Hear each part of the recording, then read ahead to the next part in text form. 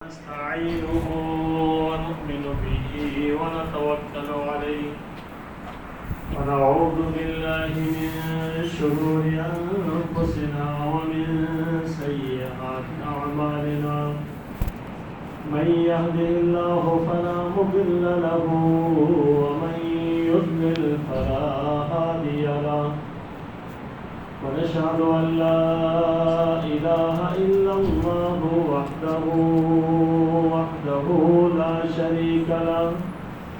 لا شريك له ولا وزير له ولا ند له ولا مثل له ولا مثال له ونشهد أن سيدنا وسندنا وحبيبنا وحبيب ربنا وطبيب قلوبنا سيدنا محمدا صلى الله عليه وسلم أرسله الله تعالى إلى كافة للناس بشيرا ونذيرا وداعيا إلى الله بإذنه وسراجا منيرا أما بعد فأعوذ بالله من الشيطان الرجيم بسم الله الرحمن الرحيم فإن آمنوا بمثل ما آمنتم به فقد اهتدوا صدق الله العظيم وبلغنا رسوله النبي الأمي الكريم ونحن على ذلك من الشاهدين والشاكرين والحمد لله رب العالمين اللهم صل على سيدنا محمد وعلى آل سيدنا محمد وبارك وسلم اللهم صل على سيدنا محمد وعلى آل سيدنا محمد وبارك وسلم اللهم صل على سيدنا محمد وعلى آل سيدنا محمد وبارك وسلم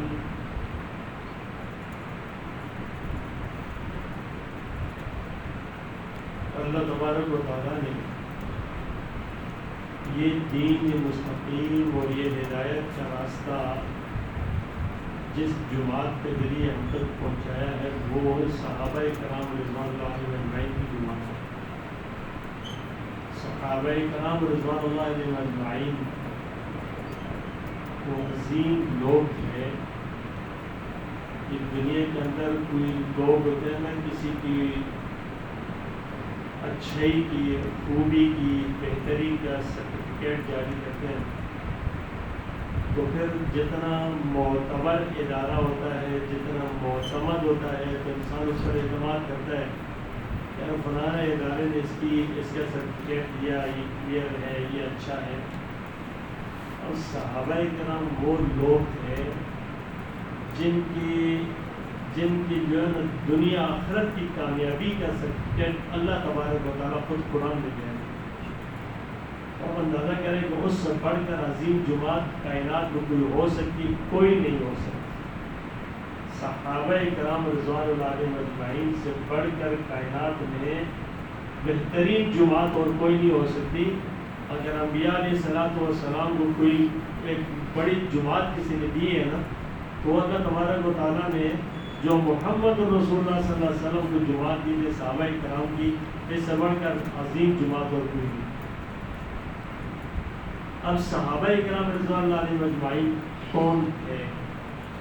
ان کا ایک وہ رخ دیکھیں کہ جس رخ پہ اتنی سخت قسم کی جو گھناؤنے جرائم اور جرم تھے، جہالت تھی، تاریکی تھی، انسان سوچ نہیں سکتا۔ سب سے بڑی بات یہ کہ ہر ایک انسان نے اپنا ایک خدا بنا رکھا، بتوں کی پوجا کرتے تھے۔ یہ تو 360 تو صرف بیت اللہ کے اندر پڑے ہوئے تھے۔ اس کے علاوہ انہوں نے اپنے پاس بھی بت بنا رکھے تھے، اور یہاں تک کہ باہر سفر میں جاتے نا تو ایک بت اپنے پاس جیب میں رکھ لیتے تھے، ایک پتھر رکھ لیتے تھے کہ یہ ہمارا معبود ہے، اور کہتے تھے کہ راستے میں کوئی معبود نہ ملے تو ہم کس کی عبادت کریں۔ حال یہ تھا۔ اور یہاں تک لکھا ہے کہ چلتے چلتے اگر کہیں کوئی اچھا سا پتھر مل گیا نا تو جیب سے نکالے ہوئے کو چھوڑ کر وہاں پر اس کو اٹھا کر کہتے تھے کہ یہ ہمارا معبود ہے۔ اب اندازہ کریں تاریکی کا، جہالت کا، کہ سب سے بڑی ذات خداوندی اللہ تبارک و تعالی، اس ذات کے ساتھ ان کا یہ حال تھا جہالت کا کہ وہ اللہ کو نہیں پہچانتے، اور وہ اپنی معبود بھی بنا رکھا تھا انہیں بتوں کو۔ تو اب ان کے گراوٹ کا کیا حال ہو؟ اس کے علاوہ ان کے جو آپس کے جو ڈاکہ ڈالنا، جو زناکاریاں کرنا، شراب تو گھٹی میں پڑی ہوئی تھی۔ یعنی شراب تو بچہ جب پیدا ہوتا نا تو جس طرح بچوں کو آپ صلی اللہ علیہ وسلم جو نا بچے کو گھٹی دیتے تھے، کھجور کی گھٹی دیتے تھے، اور آپ صلی اللہ علیہ وسلم اس کے لیے دعا کرتے تھے، یہ شراب کا قطرہ جو ہے نا وہ ڈالتے تھے تاکہ ان کے گھٹی کے اندر شراب پڑی تھی۔ یہ ماحول اور معاشرہ تھا۔ تو ان کے پاس جب لڑائیاں ہوتی تھی نا تو وہ لڑائی چھوٹی چھوٹی باتوں کے اوپر لڑائی جاری ہوتی تھی، اور اس لڑائی کو چلتے چلتے چلتے صرف 10-20 سال نہیں، 40 سے 50 سالوں تک وہ چلتی رہتی تھی۔ یہاں تک لکھا ہے کہ مرنے والا آدمی جب مرتا تھا نا تو وہ کہتا تھا پیچھے والوں کو کہ لڑائی بند نہیں کرنی، لڑائی بند نہیں کرنی۔ اور کچھ قومیں آج بھی اس طریقے سے جہالت کے اندر پڑی ہوئی ہیں کہ وہ بچوں کو اس پر پرورش کرتی ہے کہ اس بڑے کو جو ہے نا تمہارے باپ کو فلانے نے مارا تھا نا، اور اس کو پرورش کر کے بڑا کر کے اس کے بعد کہتی ہے کہ دیکھو نا کہ وہ تمہارا دشمن ہے۔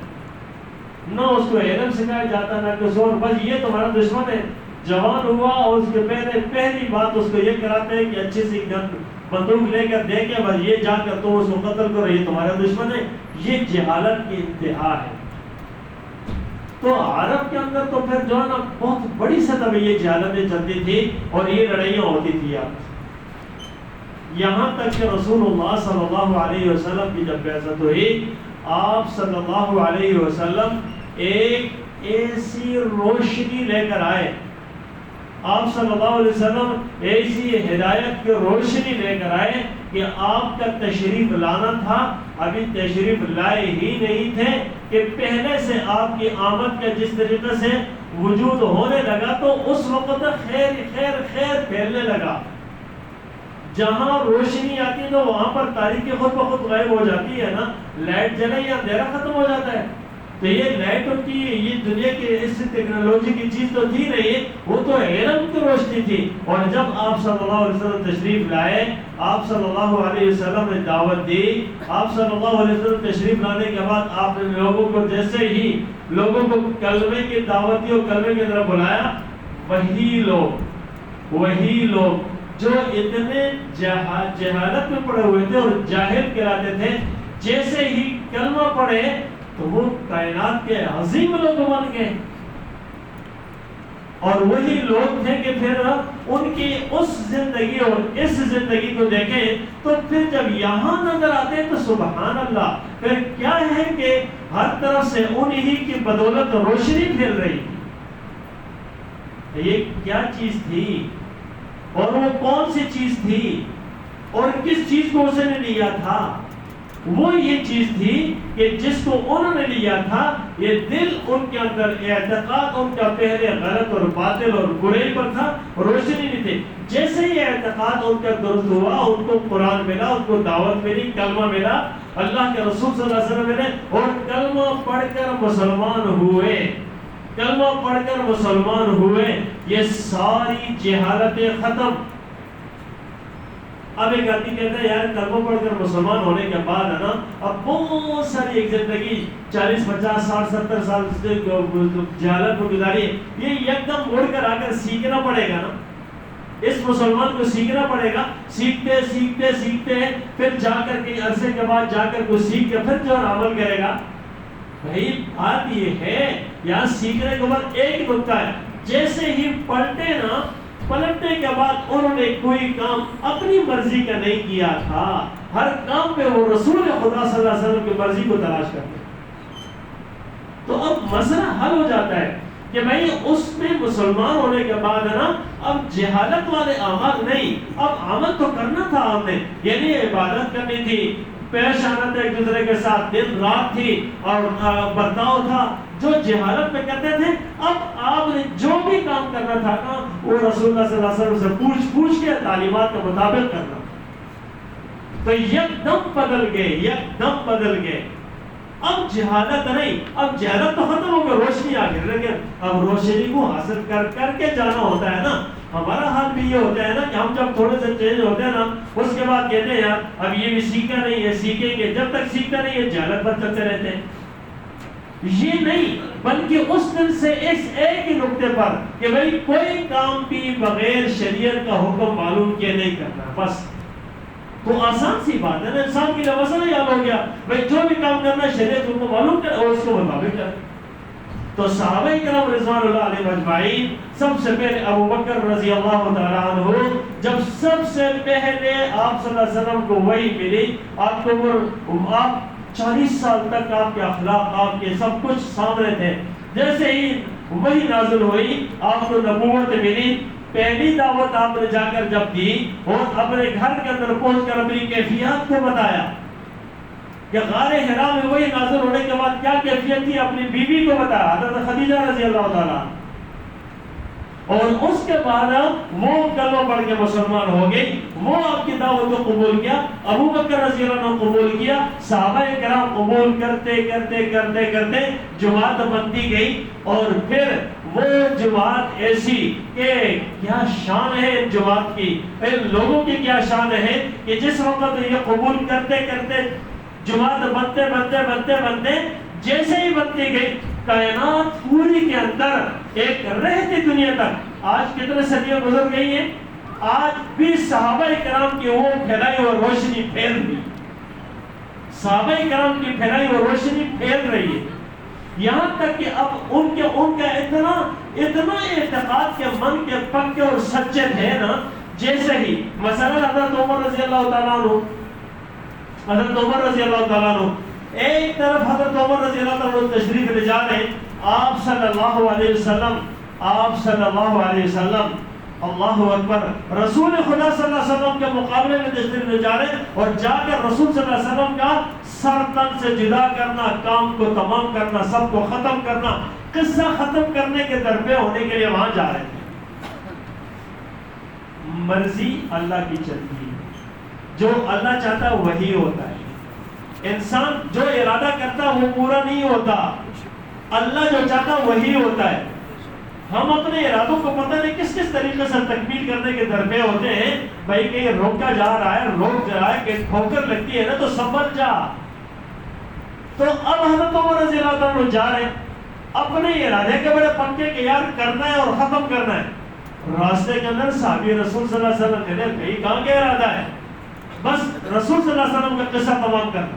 یار رسول صلی اللہ علیہ وسلم کا قصہ تمام کرنا، یار پہلے اپنے گھر کی تو خبر لو. بھائی تمہارے بہنوئی جو مسلمان ہو چکے ہیں اور تم کہاں جا رہے ہو. اب غصہ آیا کہ بھائی میں ادھر جا رہا ہوں، میرے گھر کا حال یہ ہے تو میں کس منہ سے وہاں جاؤں گا، کوئی کہ تمہارے گھر کے اندر کیا حال ہے. اب وہاں پر چلے گئے اور جس وقت گئے اور رسول اب جا کر دیکھا اپنے بہن کے گھر کے اوپر جب پہنچے تو اندر سے قرآن پڑھنے کی آواز آ رہی تھی. اندر سے قرآن پڑھنے کا اندر کے غصے کے اندر ہے اور جلالی اور غصہ، تو غصے کے اندر جا کر دیکھا نہیں کیا ہو رہا ہے، جا کر پیٹنا شروع کر دیا. اور جو صحابی رسول کو قرآن پڑھا رہا تھا وہ اوٹ پہ چلے گئے، ان کو پیچھے چھپا دیا اور ادھر سے یہ شروع ہے اپنے بہن کو مارنے لگے. بہن کو مارتے مارتے ادھر سے بہنوئی سامنے آیا، اس کو مارنے لگے، بہنوئی کو مارنے لگے، بہن سامنے اس کو بھی مارا. اتنا مارا اب کمزور ہے، عورت ہے اور وہ حضرت عمر رضی اللہ عنہ اللہ پاک نے جلا دیا تھا.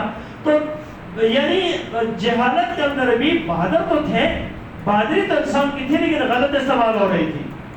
تو اب جیسے یہ وہ ہوا تو یہ پریشان ہو گئے. تو بہن کو غیرت آئی اور نے کہا بھائی جس باپ کا تو بیٹا ہے نا اسی باپ کے میں بھی بیٹی ہوں، میں اپنے دین حق سے پھر نہیں سکتی، یہ بلندی کی معرفت مل گئی ہے، گر نہیں سکتی، میں اس اسلام کو نہیں چھوڑ سکتی۔ اب تھوڑا سا سوچ کے یار جان تو لینی نہیں ہے، سوچو تو صحیح ہے کیا رہے، اب یہ تھوڑا سا مات پڑ گئے، ادھر سے دل میں ہے یار یہ سوچو تو صحیح تھوڑا، بھائیو سوچ کا دروازہ کھلتا ہے نا تو رحمت کا دروازہ کھلتا ہے۔ اب ہم سوچ کا دروازہ ہی نہیں کھلتے نا، جیسے نہیں کھل، ایک آدمی کہتے ہیں یار میں تھوڑا سا غور تو کروں نا، جس نے یہ دروازہ کھول دیا میں غور کروں نا، اس پر اللہ دروازہ کھول دیتا ہے۔ اور جس نے کہا نہیں بس ٹھیک ہے میں صحیح سارے غلط، وہ کبھی سیدھے راستے میں نہیں آ سکتا۔ ہاں جیسے ہی سوچ کا دروازہ کھلتا، حضرت عمر رضی اللہ عنہ یار سوچو تو صحیح ہے کہہ کیا رہے، سنو تو صحیح۔ اب سننا جب شروع ہوا نا تو کہا بہن بتاؤ لاؤ ہے کیا تھا، اور جب بہن نے یہ دیکھا تو نے کہا کہ نہیں ایسے نہیں لاؤ، پہلے تم ناپاک ہو اور یہ قرآن مجید ناپاک لوگ اس کو ہاتھ نہیں لگا سکتے، پہلے جاؤ جا کر غسل کر کے پھر آؤ۔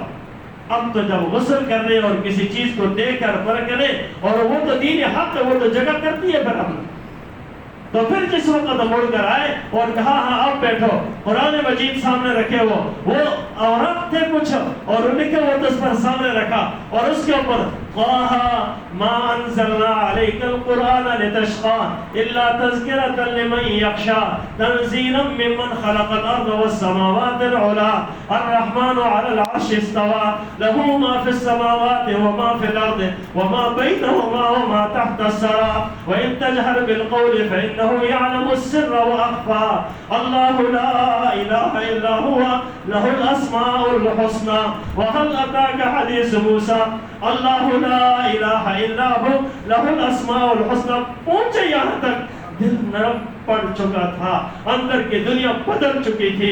اب یہ کیا کلام ہے، یہ یا قرآن اثر دکھاتا ہے۔ اور جیسے ہی جب سب نے کہا آپ بتاؤ، صحابی رسول سامنے آگے، کہا عمر سامنے آگے چھپے ہوئے تو عمر آج میں دیکھ رہا تھا کہ میرے نبی کی دعا پہلے پہنچتی ہے کہ کیا اثر دکھاتی ہے، میرے نبی نے آپ کے لیے دعا مانگی تھی کہ عمر اللہم اعز الاسلام بعمر بن الشام اور بعمر بن الخطاب، یا اللہ اسلام کو عزت دے، ان دو عمروں میں سے کسی ایک کے ساتھ اسلام کو عزت دے دے، ایک ابو جہل اور دوسرا یا عمر بن الخطاب کے ساتھ، اور اللہ پاک نے عمر تمہارے حق میں دعا قبول فرما لی۔ یہی عمر تھے کہ لے کے چلو مجھے رسول صلی اللہ علیہ وسلم کے پاس۔ اب عمر کسی اور ارادے سے تھے، اب کسی اور ارادے سے جا رہے، تو میرے دوستو رسول صلی اللہ علیہ وسلم روشنی لے کر آئے تھے، اور جیسے ہی یہ روشنی پہنچی نا دل کی دنیا بدلی۔ جب وہاں کے دار ارقم میں بیٹھے ہوئے تھے آپ صلی اللہ علیہ وسلم، کہا کون آیا، کہا عمر آیا، اب کہا عمر آیا، آنے دو عمر کو۔ اب پریشان ہو گئے صحابہ کرام، عمر تو پہلے سے کسی اور چیز کے اندر مشہور تھا نا، کہا آنے دو۔ آپ صلی اللہ علیہ وسلم کا کھول دو دروازہ، اگر نیک ارادے سے ہے تو اچھا ہے، غلط ارادے سے ہے تو اسی کی تلوار اسی کا گردن پر ہوگی۔ اب یہاں ایمانی تقاضا ہے، کہا آنے دو۔ عمر آیا اندر، آ کر کہنے لگا، دامن پکڑ لیا، یا رسول اللہ صلی اللہ علیہ وسلم کلمہ پڑھا دیجیے، یا رسول اللہ صلی اللہ علیہ وسلم کلمہ پڑھا دیجیے۔ صحابہ کرام نے نعرہ لگایا اللہ اکبر اللہ اکبر۔ اب یہ نعرہ لگ رہا تھا خوشی کا کہ نا وادیاں گونج گئی اس اللہ اکبر کے نعرے سے، اور عمر مسلمان ہو گئے۔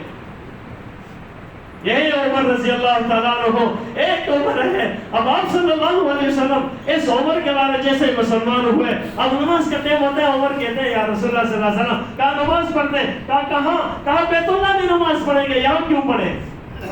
آپ صلی اللہ علیہ وسلم نے فرمایا عمر ٹھیک ہے، اور کہا کہ پہلے نماز بیت اللہ میں نہیں پڑھا کرتے تھے، کیوں؟ دشمنی تھی اور مقابلے کی سکت نہیں تھی۔ اب جب عمر نے کہا کہ نہیں ایسا نہیں ہوگا، وہاں پڑھیں گے، اور جا کر اعلان کیا لوگوں عمر مسلمان ہو گیا ہے، اور عمر نے کلمہ پڑھ لیا ہے۔ جس نے اپنی بیوی کو بیوہ کرانا ہے، بچوں کو یتیم کرنا ہے، وہ آ جائے۔ کس کی مجال تھی عمر کے مقابلے میں آئے؟ عمر رضی اللہ تعالیٰ عنہ، اللہ اکبر کبیرہ، کیا شان تھی حضرت عمر رضی اللہ تعالیٰ عنہ۔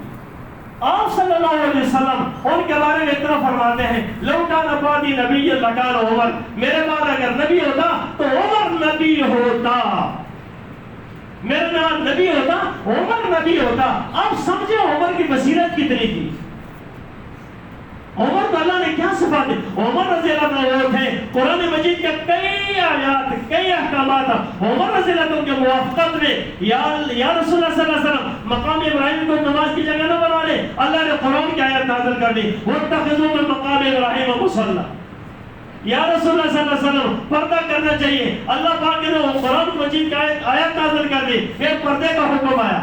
کئی آیات ہیں جو حضرت عمر رضی اللہ تعالیٰ عنہ کے موافقت کے اندر اللہ پاک نے قرآن کی آیت اور آیت بنا کر نازل کی اور قرآن کا حصہ بنایا۔ تو میرے دوستو، یہ حضرت عمر رضی اللہ تعالیٰ عنہ یہ کم محرم الحرام کو کہتے ہیں کہ ان کی شہادت ہوئی۔ اب عمر رضی اللہ تعالیٰ عنہ آج بھی وہ کیا سارے صحابہ زندہ ہیں، زندہ، ان کے کارنامے زندہ ہیں، ان کی صفات زندہ ہیں۔ اللہ جس کے بارے میں سرٹیفکیٹ دے دے کہ یہ لوگ جنتی ہیں، یہ لوگ سچے ہیں، یہ لوگ پکے ہیں، یہ لوگ کامیاب ہیں، ان سے اللہ راضی، یہ اللہ سے راضی۔ اب اگر آج کے دور میں کوئی انسان اٹھ کر کہتا ہے کہ نہیں صحابہ کرام غلطی پر تھے، تو میرے خیال سے میرا اور آپ کے سامنے کیا کہ قرآن مجید سے پوچھو کہ وہ کیا تھے۔ تو قرآن کے اللہ کا خود گواہی دینا یہ کس مقام پر تھے، پھر آج کوئی شک شبہ کرے ان کے ایمانی تقاضوں میں، یہ ہمارا اعتقاد ہے اور ہمارا ایمان ہے۔ صحابہ دنیا سے محفوظ گئے ہیں، صحابہ دنیا سے کوئی بھی گناہ دے کر نہیں کیا، محفوظ گئے۔ انبیاء علیہ السلام معصوم ہیں، معصوم ہے، کوئی غلطی انبیاء علیہ السلام کی نہیں تھی۔ صحابہ محفوظ ہیں، صحابہ محفوظ ہیں دنیا سے گئے۔ اللہ پاک خود قرآن میں فرماتا ہے وَكُلًّا وَعَدَ اللَّهُ الْحُسْنَى، اللہ کہتے ہیں میں نے سب کے ساتھ جنت کا وعدہ کیا۔ جنت جس نے دینی ہے وہ خود وعدہ کرے ہیں، اور آج کیونکہ کہ نہیں فلانا غلطی پر ہے، نعوذ باللہ، وہ اپنے ایمان کی خبر ہے۔ تو میرے بھائیوں، صحابہ ہمارے ایمان کا حصہ ہیں۔ صحابہ کرام کو سچ حق ماننا یقین جانی ہمارا کام بن جائے، ہمارا کام۔ جتنی محبت ان کے ساتھ ہوگی نا، آپ صلی اللہ علیہ وسلم کے سارے صحابہ تو کلہم عدول، آپ فرماتے ہیں۔ جیسے کہ آج ہمیں اپنے ایمان کو اس اعتبار سے پرکھنا ہے، اور اللہ کیا فرماتے ہیں فَإِذَا آمَنُوا بِمِثْلِ مَا آمَنْتُم بِهِ فَقَدِ اهْتَدَوْا، ان جیسا ایمان لاؤ گے نا تو تم ہدایت پا جاؤ۔ یہ کون کہتا ہے؟ ایک آدمی کو کھڑا کر کے سامنے کہے نا بھائی سارے لوگوں دیکھو اس آدمی کی طرح تم ہو جاؤ نا تو تم کامیاب ہو جاؤ گے، اب مجھے بتاؤ اس سے بڑھ کر اور کیا انسان کے لیے معیار حق ہوگا؟ اللہ فرماتے ہیں ان صحابہ جیسے ایمان تم لاؤ گے نا تو تم کامیاب ہو جاؤ۔ اب اس کے پیچھے کیا رہ گیا؟ اب ہم اپنے ایمانوں کو کس معیار میں پرکھیں؟ ہمارے لیے تو اللہ نے کسوٹی اور ترازو یہ رکھ دی ہے۔ تو اس لیے یہ صحابہ نے ہمیں پاکیزہ دین پہنچایا ہے، محبتیں پہنچائی ہے، اور آپ صلی اللہ علیہ وسلم کے ساتھ کیا نسبتیں سب کچھ ہمارے سامنے رکھا ان صحابہ کرام۔ قرآن اگر زندہ صورت میں صحیح موجود ہے، یہ صحابہ کرام لے کر آئے۔ تو اس لیے میرے بھائیوں، یہ ہمارا ایمان کیسا ہمارے لیے معیار حق ہے، ہمارے لیے ایک روشن ہدایت ہے کہ ہدایت کا راستہ ہے۔ ان جیسی محبت یہ ہمیں دنیا کے اندر بھی کامیابی، آخرت کامیابی دے سکتی ہے۔ اللہ تعالیٰ ہمیں صحابہ کرام کی طرح ایمان نصیب فرمائے۔